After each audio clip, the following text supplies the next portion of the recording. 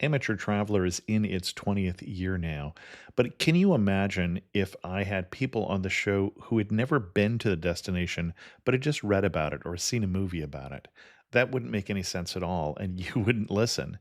We all know how important it is to receive advice from people who know a destination to get the most authentic local experience. And a great option for experiencing this is Explore Worldwide and their authentic small group adventures, led by local tour leaders, perfect for solo travelers who want to meet like minded people with a desire for adventure. I'm often an independent traveler, but two of my last three trips were with small group tours because they organize everything and it's a lot easier. If you want to recreate the tour I did to Malta, they have a Malta and Gozo Discovery Tour. I'm intrigued by one of their tours called A Taste of Sicily. The company again is Explore Worldwide, and visit exploreworldwide.com to learn more. And thanks to Explore Worldwide for sponsoring this episode of Amateur Traveler. The nights are long, the days are short, and the weather is chilly to downright cold, depending on where you are. It's a good time to slip into a Quince iconic Mongolian cashmere sweaters, which start at only $50. You can treat yourself to everyday luxury at an affordable price with Quince. If you really want to dive into luxury, you can check out their leather handbags, washable silk shirts, and European linen sheet sets. Whatever you're looking for at Quince, all the prices are 50 to 80% less than similar brands, and they do that by partnering directly with top factories and cutting out the middleman. They only work with factories that use safe, ethical, and responsible manufacturing processes. And of course, they use premium fabrics and finishes for that luxury feel in every piece. But you've already heard me rave about my Quince travel pants. Treat yourself this winter without the luxury price tag. Go to quince.com/traveler for 365-day returns plus free shipping on your order. That's QUINCE.com/traveler to get free shipping and 365-day returns. Quince.com/traveler. And thanks to Quince for sponsoring this episode of Amateur Traveler. This episode of Amateur Traveler is sponsored by DK Eyewitness Travel Guides.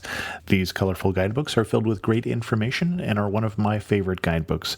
I have 25 of them right here on my bookshelf. Learn more at dk.com.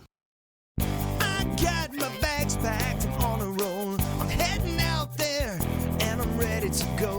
Looking real good in my passport photo. Amateur Traveler, episode 462. Today, the Amateur Traveler talks about Reading Market, the Rocky Steps, Independence Hall, and the Liberty Bell as we go to the cradle of America, Philadelphia, Pennsylvania. I know that I should be heading home, but maybe not today. Welcome to the Amateur Traveler. I'm your host, Chris Christensen. Before we get into today's episode, I'd like to ask you one favor. I'm looking at creating an online course on learning how to travel, how to book travel online, and some of those other things. Please send me an email to host@amateurtraveler.com with your travel questions. And now, Philadelphia, Pennsylvania. I'd like to welcome to the show Larissa and Michael Milne from changesinlongitude.com and authors of the newly published Philadelphia Liberty Trail book. Larissa and Michael, welcome to the show. Hi, Chris. Good Hey, to talk to you. And also professional house guests and Airbnb stayers, but that's a whole nother podcast. That's a podcast for another day. We are global nomads, have been so for almost 4 years with no home address. And we should say, how many days last year did you spend in Airbnb? I calculated over 150. Yeah, did we about think? half the time we live in Airbnb world. There you go. So if you have questions about that, check them out on their blog. But we've brought you on to talk about Philadelphia, a place where you lived for a number of years before you headed out into the world and that you've just finished a book on. Why should someone go to Philadelphia? Basically, Philadelphia is where America began. Anyone interested in American history should visit Philadelphia. You know, sometimes it amazes me. We travel around the U.S. a lot. We'll see people in California, Texas, Michigan, and they go, I've been to New York. You know, I always wanted to see the Statue of Liberty, but I've never been to Philadelphia. And Philadelphia is where the founding fathers got together to create this nation. And you can still walk in the buildings where they debated the Declaration of Independence and signed it, where they debated the Constitution and signed it, creating this new form of government. So it's really a special place to really any American who's interested in the history of the country. And if I don't care about Revolutionary history, I'm guessing you have some things for me to do there as well. Well, it's a really big foodie city, which people aren't aware of. Sevier picked it as one of the top foodie cities in America. And it's also a very walkable city. Fast Company picked it as one of the 20 most livable cities in the world. And it's up there with Copenhagen and Singapore and Hong Kong. It's really a compact center city. It's relatively affordable for the East Coast. So it's a great place to visit, to get a sense of history. There are some hipster neighborhoods. There's a lot of food opportunities. It really has it all. And you say it's a walkable city. I spent a summer there walking around the city, and the day that I was there, it wasn't quite as walkable. Is there a good season to visit Philadelphia in? I would say probably either the spring or the fall are ideal. Just beautiful, beautiful times. Philadelphia, because we're a northeastern city, we have lots of the fall foliage that changes color. The temperatures are mild, warm in the days and cool in the evening. And the spring is pretty much the same way. Now, that's kind of a double-edged sword because the middle of the summer is when all the big historic festivities take place around 4th of July, which can be wonderful and very festive. But if you're not somebody who likes crowds, then there's really no need to go in the middle of the summer. Well, I think I picked one of the warmest days of the year in Philadelphia, and it was so hot actually that my video camera stopped working because of the heat, which I'd never seen that happen before. So I think a full day sounds like a good recommendation. So what kind of itinerary would you recommend for us if we're heading to Philadelphia? What I would suggest for most people, I think one of the things that most people do want to see when they come to the city is the historic district, which is the area that our book focuses on. And I think that there are probably a good 3 days worth of activities that surround the founding of the nation. There's Independence Hall and the Liberty Bell, but there's so much more than that, and we can certainly delve into that. And all of that is going to be walkable. Absolutely. Because the city was much smaller. Even though it was the largest city in the country at the time, it was much smaller. Yeah, you can pretty much walk from one end of the city to the other Of Center City. Yeah, of the central business district in about, an hour? Less than an hour. Less than an hour. So it's really not very large from that perspective.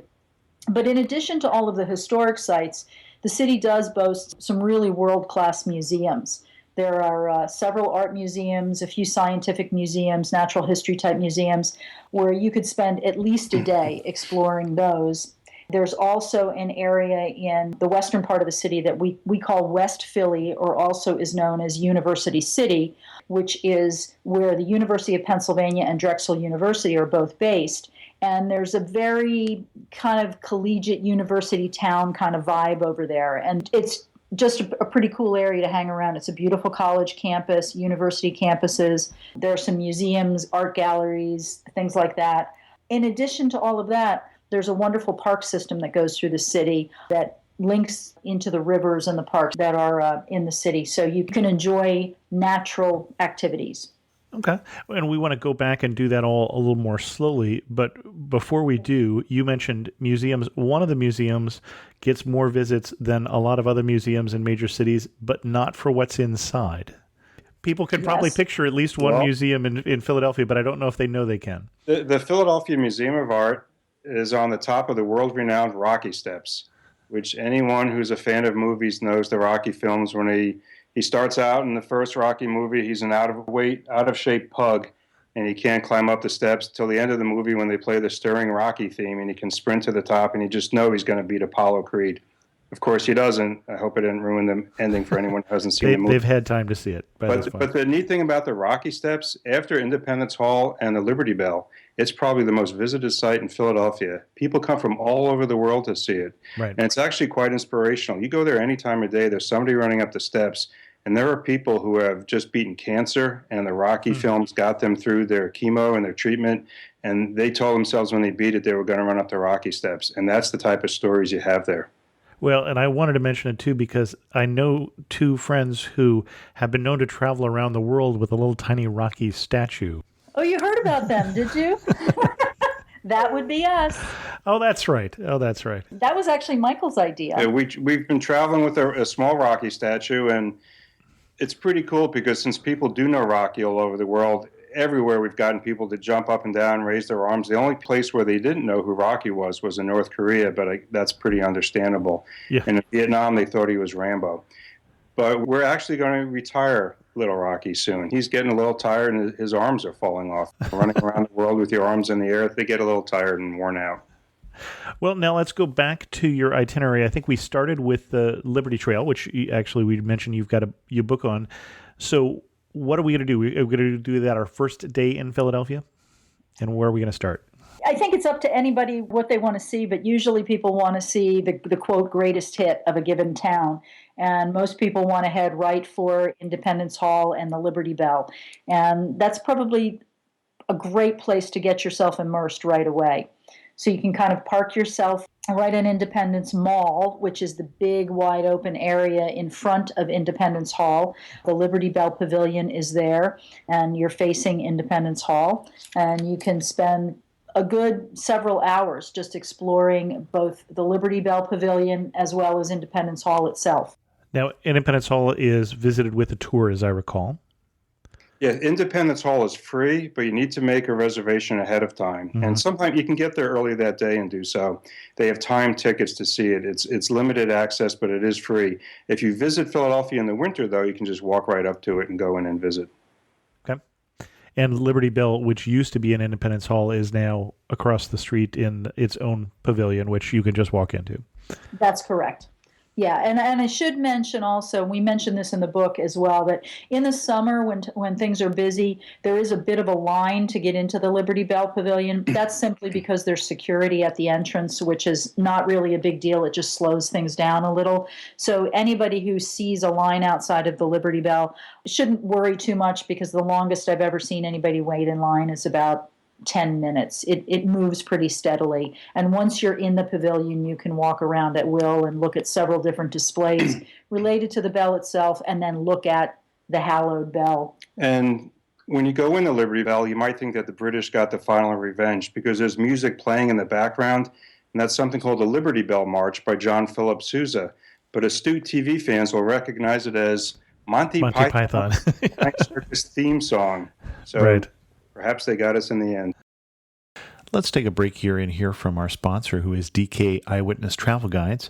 If you've been listening to the show, you know how much I love these guidebooks, and so I grabbed Ireland from my bookshelf here because it happens to be someplace that I've been thinking about this week as I've been posting some of my photos that I took there from my recent trip to Ireland. Beautiful, beautiful place, and I liked some of the things I was reading here in the Lower Shannon section of Ireland. The way that DK covers it, for instance, in the Burren, which is a fabulous place, not only do they have pictures of this amazing landscape there, this rock outcroppings, but they also had a section on flora and fauna, and this looks like a very barren place. And so it was interesting to see as they talked about which flowers and which plants grew there and which animals you could find there. But I also liked the Bunratty Castle cutaway view that shows you how a castle works and gives you some idea why you might want to visit. And that's the reason I love the DK Eyewitness Travel Guides. Find your own adventure with DK at dk.com. Now, you've written a whole book on the Liberty Trail, and I think you just named the only two spots that most people know of the whole Liberty Trail. Yeah, that's probably true. And that was one of the reasons why we set out to write this book. We were approached by a publisher who has written several editions of a book on historical sites in Boston based on a trail that connects all the historic sites in Boston, known as the Boston Freedom Trail. Right. And they contacted us and said, well, you're from Philadelphia, you're writers, we'd like you to write essentially the equivalent about Philadelphia. And surely there is something equivalent in Philadelphia, isn't there? Since we have so many more sites than Boston. Yeah. And we didn't think that there was anything that strung all these sites together, but just to be sure, we checked with the Convention and Visitors Bureau, and sure enough, there wasn't anything, which really kind of surprised us because there are so many sites. It seems to be an idea that's been bandied about among the various tourism sort of boards and City Hall and what have you over the years, but nobody has ever put anything concrete together to link all these sites. And when we say concrete in Boston, that literally is in the concrete. I mean, you can follow the trail, so that's not the same thing in Philadelphia. Philadelphia with twice as many historic sites, but way less championship rings. has nothing compared to the Freedom Trail. And it was bitter. I'm talking about the championship rings, but Philadelphia should have something. There wasn't anything, so we created it. And now there is the Philadelphia Liberty Trail for everyone to enjoy. And we won't do every spot in the guide necessarily. We'll let people still buy their copy. But are there a couple places that you recommend that after you've done Independence Hall, you have to see these 2 or 3 spots also?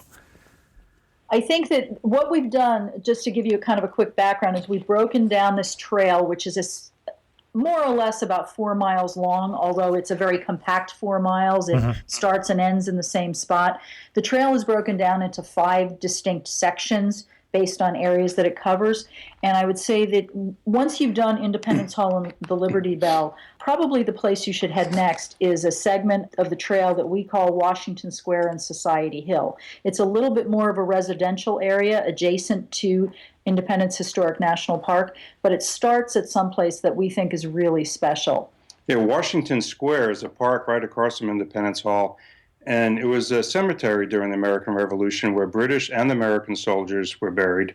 And there's a statue of George Washington there representing, it's the tomb of the unknown soldier of the American Revolution. And most people who go to Washington and see the Marine Corps outside the tomb of the unknown soldier don't know that one for the American Revolution, the war that got all this started, exists. But it's right there in Philadelphia.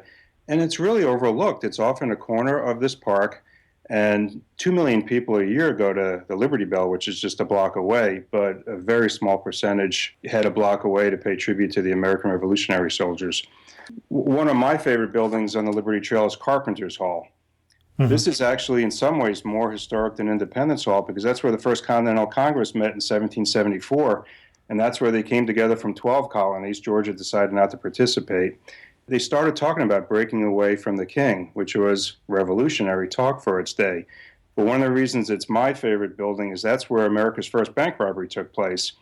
And you could say that it was also America's first dumbest criminal because the person who robbed the bank a few weeks later started depositing the money back into the very same bank he had just robbed. And that raised a few eyebrows, and eventually he was arrested for the crime, only in Philadelphia. When you were saying the First Continental Congress, that just reminds me of, here's your question for winning at trivia. The first president of the United States is not actually George Washington, but the first person to hold that title is the president of that First Continental Congress. You're right, I forget the name. John Hanson, I had to Google it. Elected president of the Continental Congress, first president to serve under a 1-year term. Oh, so he's actually under the Articles of Confederation. So he's after the Revolution. Right, yeah, they wouldn't have had a president before the Revolution. Right. The Articles of Confederation were predecessor to the Constitution. Right, exactly, which was figured out in that Independence Hall. That's right. Any other spots that you want to highlight on the Liberty Trail before we move on to some of the other neighborhoods that you were mentioning earlier? Yeah, I had touched on the neighborhood that's adjacent to Washington Square, and which, by the way, in addition to that incredibly moving Tomb of the Unknown Soldier, is an absolutely beautiful park, and now it's surrounded by very nice residences, so it's a very bucolic place to kind of sit and reflect or just kind of absorb the history around you. Chase Utley lives there. Yes, one of the Phillies lives there, so it tells you it's a little bit of a high rent district. Mm-hmm. As you walk through Society Hill, there are a lot of sites that are a little bit less known. One of my favorites, perhaps because I have an undergraduate degree in biology, is Pennsylvania Hospital, which is not something that you normally think of as a sightseeing destination, but it is the nation's first hospital. It was founded in 1751, and it's just a few blocks away. Again, everything is fairly close.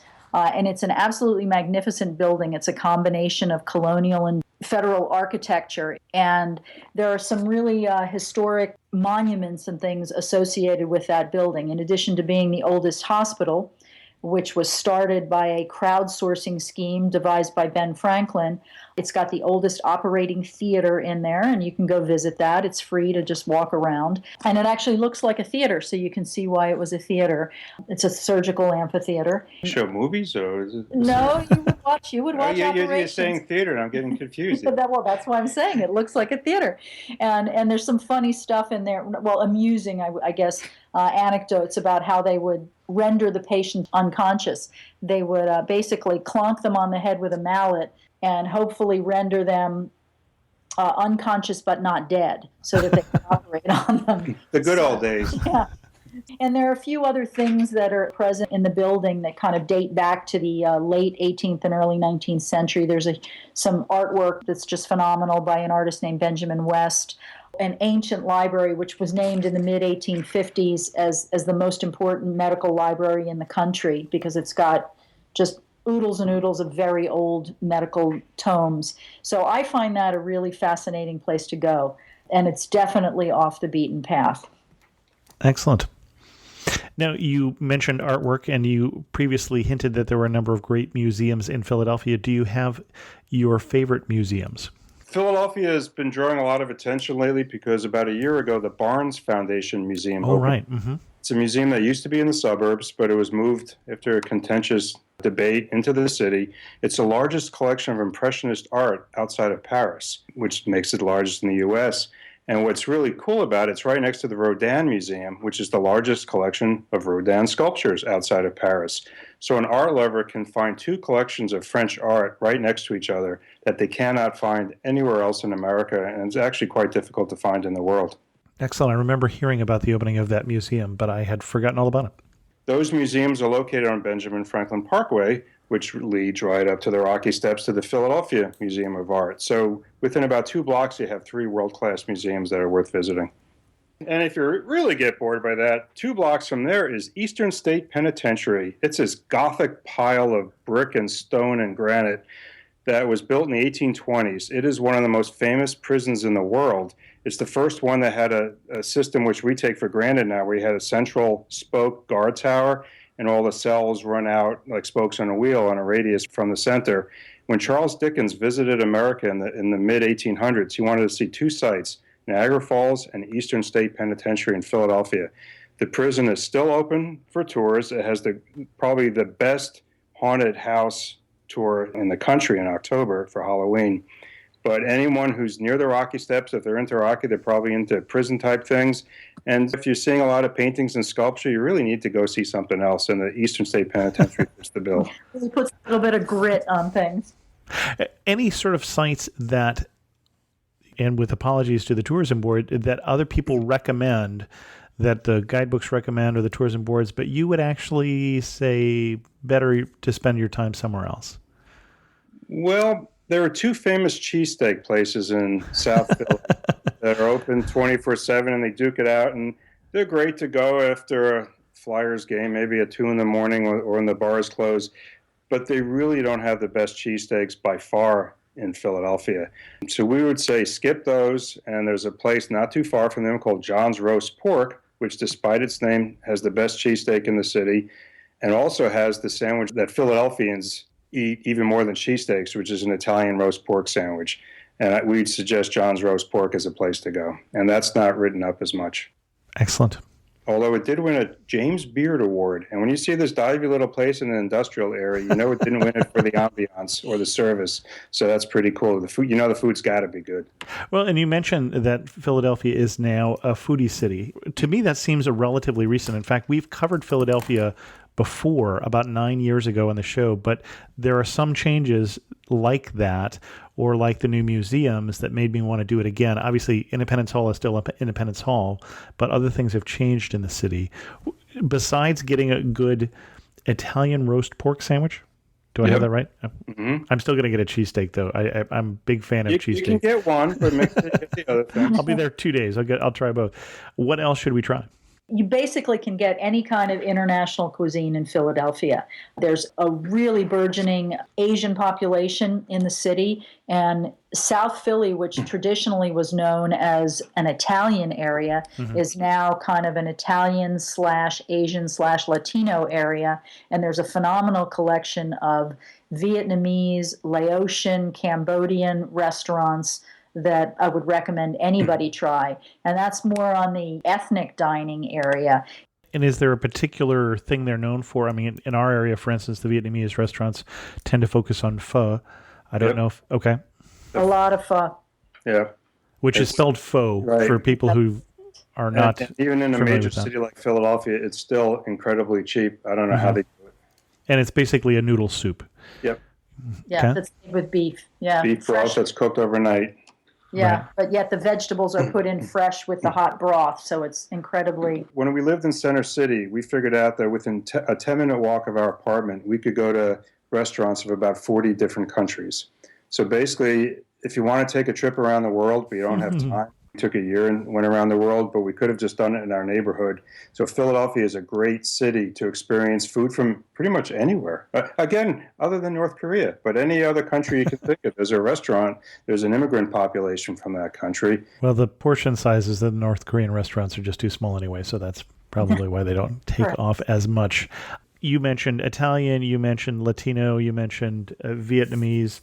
For people who know burritos and pho and spaghetti, is there a different restaurant that they ought to try among the ethnic restaurants that they wouldn't think of trying? Yeah, one of the restaurants it's actually in the historic district is a restaurant called Zahav. I'll spell that for you. It's Zahav. And it's actually a pretty high-end atmosphere, but the food itself is Israeli street food. Okay. And it's fantastic. The guy that's a restaurateur, he's a native of the Philadelphia area, but he actually went over to Israel and worked for several years before he came back to open this restaurant. And it's a lot of the foods, if you've ever spent any time in the Middle East or in Israel, you see there's a lot of hummus, a lot of fresh grilled meats, shawarmas, things like that. And it's the sort of place that you wouldn't necessarily expect tucked away on a cobblestone street a block and a half from Carpenter's Hall. But that's a good one that I would recommend people try. And also there's a slew of new Cuban restaurants, and Cuba Libre is a restaurant on the Liberty Trail. We also highlight the food. It's just great to have some Cuban food in town. Well, and that's one that you'll probably find better Cuban food, I'm going to guess, even in Philadelphia than you will in Cuba, is one of the things that we've heard from people who've traveled there, because it's difficult to get all the ingredients fresh in Cuba still. Hopefully that'll change soon. Well, we shall see. We shall see. I've been predicting it for so long, I've given up. Yeah. Excellent. And the other thing we should mention, because we haven't talked about it yet in terms of places to eat, I'm still a big fan for Reading Market. I knew you were going to get there, so I figured we'd wait for you to bring it up. I don't know if I'm completely misguided that it's just not the place to go anymore, but I thoroughly enjoyed that as a place to grab a quick bite after seeing the Independence Hall, for instance. Reading Market is still one of the best food markets in the world, and we can say that after having been to them all over the place. It's really a magical place because it's authentic. You don't have chains, so they've managed to keep all the chains out. So it's not like you go here and you'll see, well, there's things I could have gone to Sabaro's at the food court back home. They don't have anything like that. It's local pizzerias. There's a place called The Nick's that serves one of the best roast pork sandwiches in the city, if not the best. And they actually won a Food Network competition recently. I'm not sure if John's Roast Pork was in that same competition, but that's where you can get the Italian pork sandwich. Make sure you get it with extra sharp provolone and broccoli rabe on top. And that's the true authentic experience. But the Amish come in on Wednesdays through Saturday. Mm-hmm. And you can get Amish food. You can get fresh eggs from their farms, fresh meats, fresh chicken. A lot of Asian vendors serving fresh seafood. What's nice about Reading Market, well, there's a lot of places you can go as a tourist for a sandwich. If you happen to be staying there long term and you've rented an apartment, let's say, on something like Airbnb, there are also a lot of vendors where you can buy food to cook, which lets you know it's an authentic market that's there for locals, not just tourists. Right, sure. I have to interject here because there is one place that Michael didn't mention that's probably my favorite, which is Bassett's Ice Cream. It's a local Philadelphia ice cream that started in that market, and it is the longest continuously operating ice cream stand in the country. When's it from? I think it's from the 1880s, 80s, 70s. I'd have to look it up. 1880s or 70s. The marble counter has been there since it opened. So you're sitting there and they serve it in the old-fashioned Sunday cups. You're sitting at that same counter, and it's still owned by the same family. Larissa went to school with the guy who owns it now, and sometimes I wonder if she thinks, oh, damn, I could have married him. I did when I was in college. I didn't know that he was of that family because the name has changed actually from the original name. But yeah, just think. Wistfully, she says, we should probably move along then. Probably should. Anything else that we should see as long as we're in Philadelphia? Chris, I'd actually like to mention one other thing about that market, which is something that most people don't know. It's called Reading Terminal Market because it actually is on the ground floor of a large building that was originally the terminus for the Reading Railroad, which no longer exists in the city. And we should say that this is spelled like reading, just like on the Monopoly board. That's exactly That's right. the Yes, railroad. same. Yeah. And the thing that's kind of cool about it is when the city, 15 years or so ago, when the city built a new convention center, they used the railroad terminus building as part of the convention center. So if you actually go up the stairs from the market, you can see now what is kind of the grand entrance hall to the convention center. And it's got that same roof line that it always had. And if you look in the floor, what they did was they put stainless steel lines in the marble floor from where the train tracks originally were. You can still see the tracks. It's the longest single-span suspension railroad shed in America. All right. Yeah, and that's one of those things that railroad geeks kind And of if you like. come back in about a year, the old train line, the High Line in New York where they Sure, took yeah. the old train line and renovated it, they're working on that right now in Philadelphia. Oh, interesting. Yeah, that it was a brilliant idea in New York and has turned into certainly a favorite park for a lot of people who live there. Yeah, Along the lines of that, people don't realize that Philadelphia is a city of two rivers. It has the Delaware River to the east and the Schuylkill River to the west. And one of the reasons they don't realize that is because Philadelphia hasn't really played up its waterfronts. Well, in the Schuylkill River now, they have something called Schuylkill River Park.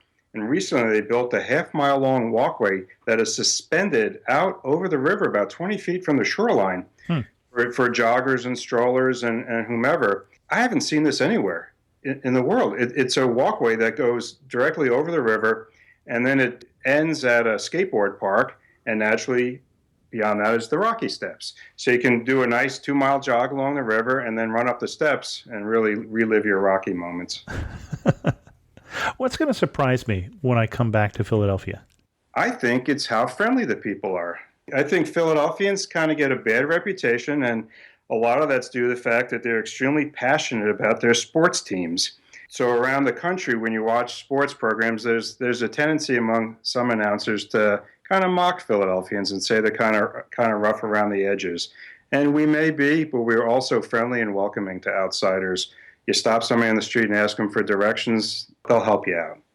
The only thing I would say about the sports teams in Philadelphia is that the Phillies have one of the best mascots in the league. That's all I'll say. no argument there. They used to have one of the better teams. Unfortunately, now I just bet on the mascot. But Yes, Yeah, and that's a whole different podcast. it's going to be that way for a few years. you mentioned a college neighborhood, too. Of all the things you mentioned at the beginning, that's the one we haven't talked about. Michael just mentioned that there are two rivers. As you head west on the center city, the central area of Philadelphia, which is not called downtown, by the way, it's known as Center City. It's basically the central business district and the historic district. You hit the river and you cross over the river, you're in West Philadelphia geographically, and that area is also known as University City because that's where University of Pennsylvania is located, as well as Drexel University. And so it's a pretty happening, hip kind of environment there. There's a lot going on. There are art galleries, theaters, a lot of cool, funky shops, pretty parks. One of the things that kind of forms an entertainment linchpin in that area is a radio station called WXPN, which is associated with the University of Pennsylvania. They have a building there called the World Cafe, and that's based on a show that's syndicated all over at least the country, and I think it might be somewhat internationally now. It's known for just really diverse alternative type music all over the country. And it's a great place to go. It's a venue where there are a couple of different venues inside. There's a smaller sort of bistro kind of atmosphere place, and then there's a larger concert venue. One of the great tips that I like to share with people when they come to town is the radio station, which you can hear. It's at 88.5 on your FM dial. But they do something every Friday called a Free at Noon concert. And whatever musician happens to be coming to town, playing at whatever concert venue that they can get to come in for an interview at lunch, they interview them and then they do a concert at that venue for free. And it's one of those things kind of like Independence Hall, where you just have to go online. You have to get a ticket, but you go online and it's free. And you can just go online, get a ticket, and go see a concert venue. Who's played there? Adele played there, I think, before she was famous early on. A couple of blues musicians, Joe Louis Walker, a few others. Just a real myriad of people have played there. Excellent. We've talked about the best time of year to go, but is there a specific day or festival that you really should be in Philly for? If you're into things that are different, have you heard of the Mummers Parade? That's what I thought you were going to say. If you're here on January 1st, there's this parade that takes about 7 or 8 hours. It's a lot of guys, a lot of union workers, construction workers dressed up in glitter and gold, strumming banjos and dancing in the streets. It may be an acquired taste, but it's not something you'll see anywhere else. It goes on for over 6 or 7 hours. And if you're watching the TV when you're in Philadelphia on New Year's Day, you switch back and forth and you see the Rose Bowl, and the bands there are so well rehearsed and so regimented, and you're like, wow, that's pretty cool. And then you see the Mummers, and it's the complete opposite. And you know what? The Mummers are Philadelphia. They're just out there having a good time. And that's what we say you should be doing in Philadelphia. Just go out there, have a good time. Don't worry about what people think about you, and just enjoy the moment. Excellent. Recommendations on places to stay or neighborhoods to stay? I would actually recommend the Historic District, which is on the eastern end of the Center City area, partly because it's just so magical when you're staying there. It's a little bit quieter at night, and it enables you to walk around this incredibly historic area, one of the most historic areas in our country, and see these buildings at night when they're just lit up by a soft glow of light. I think that's really special. And one of my favorites is the Wyndham Hotel. If you get a room in the back, you overlook a cemetery, which is, okay, that's good, it's quiet. But it's also the cemetery of Christ Church, where you have 5 signers of the Declaration of Independence buried, more than any other burial ground in America. And also Benjamin Franklin is buried there. So you can see his grave from your room, which is pretty cool at night. Excellent. One warning you would give about Philly? Parking. It is not for nothing that there is a TV show called Parking Wars that focuses on the Parking Authority of Philadelphia and the propensity to give out tickets, of which I've received a few. The meters are very difficult to decipher. You need a PhD in electronic engineering. When we go in town, we used to look at them and go, what? Where do we put the coin? What do we do? The signs are a little confusing. So that's one of the reasons we recommend, if you're flying in, the airport is very close to Center City, which is cool. So it's a cheap ride. You don't need a car. It's a walking city. If you live close by and you do have to drive in, just be very careful about where you park and make sure you get back and you feed that meter on time. Okay. Or just park in a lot. Park in a lot or take the train. Before we start to wrap this up with my last, say, 4 questions, what else should we know before we go to Philadelphia? I'd say it's more than history. We were talking about a slogan for Philadelphia should be life, liberty, pursue happiness. The history is great. You'll spend 3 or 4 days looking at that. But beyond that, it's an extremely dynamic East Coast city, which has a lot to offer. And it's different than a lot of cities we've been to. I mean, after traveling all over the world, Philadelphia would still be one of our top 5 cities. And why? 2 reasons why it's your top 5 city. It's a city with a soul. Okay. Because it's a city, when you go there, you walk the streets and you feel that there's something there beyond just tall buildings and corporate restaurants or shops or what have you. It's got a character that's unique to itself. Okay. And it's like no other place in the world. I would compare it to Paris or to London in the context that when you're there, you know where you are, you know why it's that city. Philadelphia is like that. Okay. And Michael, you had a different answer. My 3 interests when I travel are architecture, history, and food, and Philadelphia excels at all 3. Excellent. Last 4 questions. You're standing in the prettiest spot in Philadelphia. Where are you standing and what are you looking at? Rittenhouse Square. When William Penn designed the city, he laid out 5 squares. Okay. And 4 of them would be green, and 1 would have City Hall, which is where City Hall is now. Rittenhouse Square is in the lower left quadrant of the city. Of Center City, and in the springtime, when the trees are blooming, it's just a magical place. There was even a documentary film was made about it, just showing the changing seasons of Rittenhouse Square. There's people playing Frisbee, there's kids playing there. It's right in the city, and it's a great spot. I would probably say something called the Swan Fountain, which is in Logan Square, which is one of the other squares.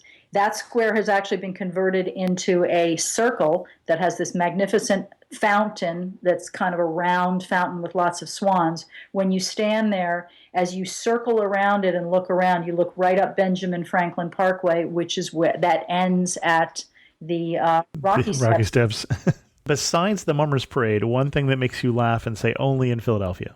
I think probably in the spring, when you're walking around in the spring, is the Penn Relays Racing Festival or Track and Field Festival, which is officially known as the Penn Relays Carnival. And as you're walking around the city, you see lots of groups of 4 guys dressed in tracksuits, and they're all high school guys from all over the country. They've come to this incredible track and field meet. So that's something that's very unique to the city. The first day I went to grad school in Philadelphia. I was moving there from New York. And I arrived on the day of the Penn Relays, and I didn't know that's what was going on. And I said to myself, there's so many, I thought they were gangs. I said, there's so many groups of 4 guys wearing the same sweatsuits, walking around, yellow sweatsuits, blue sweatsuits, and they were all tall and skinny.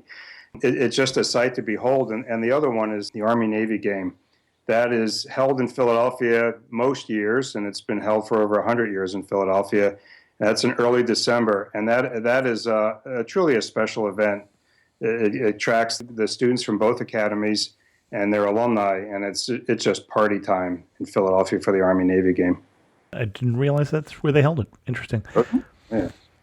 Last 2 questions. Finish the sentence. You really know you're in Philadelphia when what? You see a guy selling armpit pretzels. What? Oh, you want a description? Okay. And Philadelphia is a big soft pretzel town. And when you come to Philadelphia, make sure you get mustard, because you don't just eat the pretzel like you do in New York. You put mustard on the pretzel in Philadelphia. Of course. It's also a softer pretzel. But they sell them in these groups of 4 or 6, depending on the bakery. And they're kind of scrooched together. And you see these guys at the intersections with their arm raised in the air, holding one sample of one set of 6 pretzels. And the other ones are usually held underneath their other arm. And they've come to be known lovingly as armpit pretzels. Get the one that he's holding in the air. Yeah, well, that seems like a good advice there. And if you had to summarize Philadelphia in just 3 words, what 3 words would you use? I think I might say, yo, it's Philly. Spirit of independence. Excellent. And Larissa and Michael Milne have been our guests. Where can people read more about your travels? Well, we have our blog at www.changesinlongitude.com. And we've been on the road for almost 4 years. We write about our travels, and we provide travel tips there. Excellent. And your favorite recent article? We just published one about our book coming out, so that's my personal sentimental favorite. I think maybe the most recent one was travel tips all about how Airbnb will change the way you travel. Excellent. Thanks so much for coming on The Amateur Traveler and sharing with us your love of Philadelphia.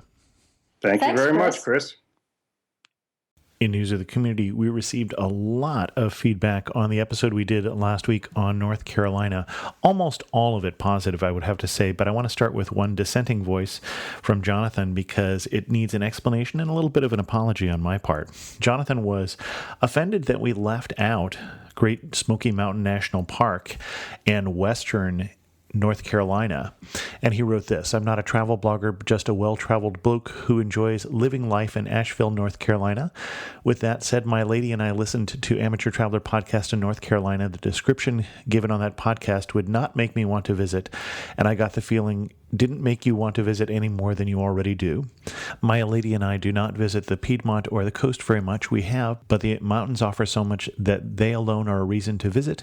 The first aspect to mention, which your interviewee failed to mention, is Great Smoky Mountain National Park, the United States' most visited national park, and it is free. Great hiking, water, and landscapes, and flowers at the right time of the year. From the Smokies, one can head south or east, west or northish. Will bring you to Tennessee. Maybe you even head further into North Carolina with your motorcycle. Western North Carolina is well-known motorcycle haven. From cruising to switchbacks, something crazy like over 330 miles. We will head south, bringing us to great rivers for swimming or soaking up the magic. Maybe some rafting on the Nantahala or finding great filming locations of deliverance. Camping, boiling peanuts, giant trees, and other nature all along the rivers. The Cherokee, the few that were not forced to Oklahoma have their lands at the foot of the national park, a sad place with great potential but a seeming lack of care. If there's a stickball game and Jody being played, it is a must-watch. At the southwestern tip of North Carolina, we reach Brasstown and the John C. Fremont Folk School, a place of peace and art. It has gotten very expensive over the years, but if you have some money saved up, take a class, or if they're having a festival, making a trip to join the festivities and learn the history of the mountains and the school. From Brasstown, little towns like Murphy, Franklin, and Highlands are more hidden. Areas are just winding roads away. East from the Smokies, one heads towards Asheville and the Pisgah Forest. The great city of Asheville, population 40,000, 80,000 when they add the little villages around it to make it seem bigger, sits in a valley vortex surrounded by forest and mountains. Find a tubing tour or drink a beer or two. Donuts at the Beach Boardwalk are not the must-eats in North Carolina. Asheville is where you must eat. It is hard to find a bad place to eat in Asheville, and everyone can find something from local meat to local vegan. Asheville is malignantly local. The bumper stickers holding together the hippies and the yuppies cars will tell you, be local. With Asheville as a center hub, adventure surrounds you, adventure and beer. Most microbreweries per capita in America, hiking, art, festivals, mountain towns, Weaver, Boone, Hot Springs, Waynesville, etc., music, people, the Appalachian Trail. Come to North Carolina, at least Western North Carolina. And I said I needed an explanation and a little bit of an apology. The explanation is we've actually done an episode of Amateur Traveler already on the Great Smoky Mountains and Asheville, and that is episode 345. We also did one on the Outer Banks as well. And so I really had Karen focus in between the two. So that was my choice, not Karen's. And my apology is that I didn't mention that in the show, because hopefully at that point then we wouldn't have offended Jonathan by leaving out, as he said, the most visited national park in the United States. And as I understand, and I have not been there yet, a very beautiful part of the state that I do want to see. As more of a dissenting view, I got a comment from Jeremy on the episode that said, as someone who grew up in North Carolina, I was really happy to see the Amateur Traveler devote an entire episode to the state. Karen did a wonderful job of highlighting many of the places and things that make the state so special. In particular, her description of the State Fair, Durham Bulls games, and the Raleigh museums brought back some great memories for me from high school and college. I do, however, have one major correction. There are two distinct types of barbecue in North Carolina. The vinegar-based barbecue that Karen described is associated with the eastern half of the state. The West/Piedmont is known for a barbecue style that includes tomatoes or ketchup in the sauce and uses only the pork shoulder. The regional rivalry over the two styles is so intense that an argument broke out in the legislature a few years ago when someone introduced a bill to try and make the Lexington Barbecue Festival in the West North Carolina's official barbecue festival. If you're traveling anywhere in the state and want to find a good barbecue spot, especially in the East, I'd recommend checking out thegreatbarbecuemap.com as a resource. Jeremy, that sounds like a great website. I have to check that out. Jeremy continues, I want to give a plug for my hometown of Edenton, which would also be a good stop on the way to the Outer Banks from Raleigh. It's been recognized by a few magazines as one of the prettiest small towns in the country, and it was hugely important in colonial North Carolina. Edenton is the third oldest town in the state and was once the colonial capital. The town contributed a signatory to the Declaration of Independence, Joseph Hughes, a signatory to the Constitution, Hugh Williamson, and one of the first Supreme Court justices, James Iredell. Edenton's biggest claim to fame, though, is the Edenton Tea Party, in which 51 women pledged to boycott English tea. It was the first known organized political action by women in U.S. history. Thanks again for a great episode. Thanks for all of you who gave feedback for this episode. I'll be reading some of it, I think, in later episodes because we've got a lot of it, as I said. But with that, we're going to end this episode of The Amateur Traveler. Again, if you have travel questions, that's really going to help me as I put together an online course on learning how to travel. So send those to host@amateurtraveler.com along with your feedback. If you have feedback on this episode, post a comment to this episode at amateurtraveler.com. You can follow me on Twitter at Chris2X or Instagram as well. And as always, thanks so much for listening.